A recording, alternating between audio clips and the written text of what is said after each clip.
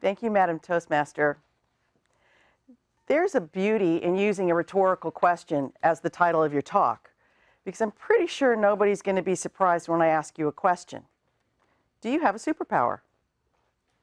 I believe we all have superpowers, and that sometimes we just need to be reminded. My name is Jeanne Alford, and I'm a communications and media coach. I have a superpower, one that I've honed over the years throughout my career, and that is simply this. I have the ability to take complex notions and break them down to be understandable. Now, it's come through a lot of practice, and it's become muscle memory. And I'm going to talk to you about superpowers that are in our muscle memory and that I'd like to remind us each. And I'm saying it to myself as well. Because to have a superpower doesn't mean that you need to have a mask and be in a Marvel movie. We're born with superpowers.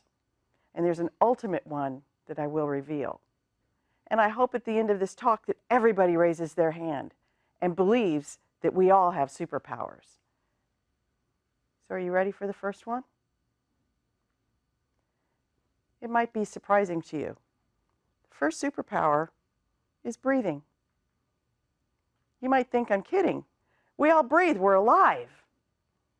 Yes, we do. But most of us breathe here, in the upper chambers of our lungs. We breathe enough to get the oxygen to live. But when you start to learn about things like yoga or meditation or stress management, you start to learn that you need to breathe from here. You need to get as much oxygen as you can into your body. That helps your body, it helps your brain. But from a communications perspective, which is what I look at things through, it helps with something else. It lets this catch up to this. What am I saying? Let me quote my father. Engage brain before you open mouth. It also allows you to get centered and to actually be able to be flexible no matter what is sent to you, to move and flow. It's a very important power that we often overlook because we do it every day.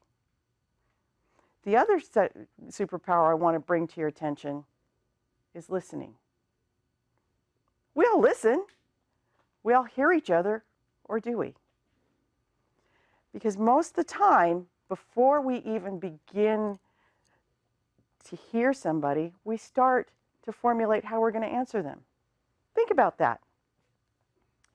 Before somebody finishes a sentence, we're already thinking about how we're going to answer.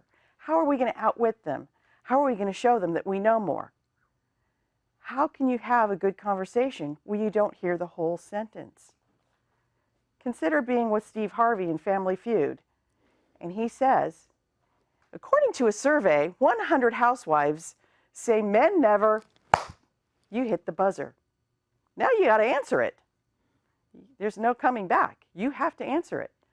Now I can think of a million ways that that statement could go. And that's the problem when you don't hear the whole sentence or the whole question.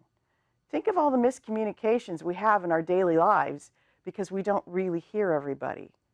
Think about the gift that we bring when we truly listen to somebody and we understand what they're trying to say. It's a superpower. And it takes the third superpower to be able to use it. And that is to choose. Simply put, we get to choose to react or to respond. What does that mean?